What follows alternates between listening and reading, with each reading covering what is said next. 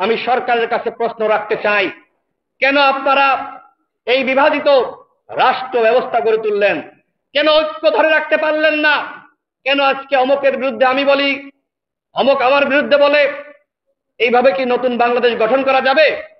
নতুন বাংলাদেশ গঠন করার জন্য দরকার একতা, নিজেদের ভিতরে পারস্পরিক সম্পর্ক।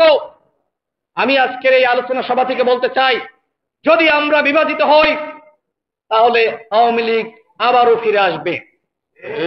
এখন যে আমাদের ভিতরে আপনারা কোন্দল লক্ষ্য করছেন, এই কোন্দল যদি এভাবে চলতেই থাকে তাহলে হাসিনা বলতেছে না টুস করে ঢুকে পড়বে, ঠিক হাসিনা বাংলাদেশে আবারও ফিরে আসবে।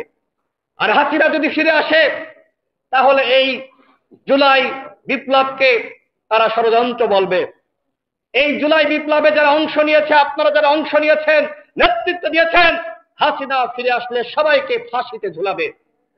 সুতরাং আমাদের ভিতরে দরকার সহনশীলতা, আমাদের ভিতরে দরকার ঐক্য, আমাদের ভিতরে দরকার পারস্পরিক সম্পর্ক, আমাদের ভিতরে দরকার সহনশীলতা।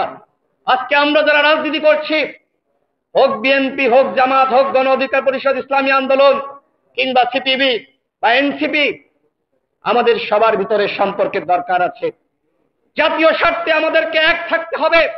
ভারত এবং হাসিনার প্রশ্নে, আওয়ামী লীগের প্রশ্নে কোনো আপোষ করা যাবে না।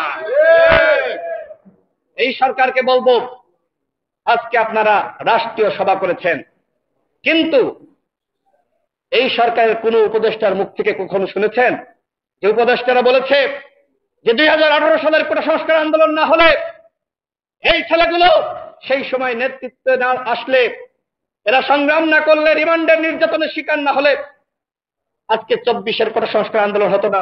একটিবারের জন্য বলেছে?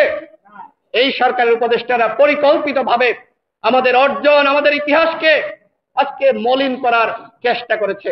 তারা মনে করছে যে আমাদেরকে যারা নিয়োগ দিয়েছে, আমরা যদি আমাদের 18-এর ভাইদের কথা বলি তাহলে আমাদের কারোর পথ থাকবে না।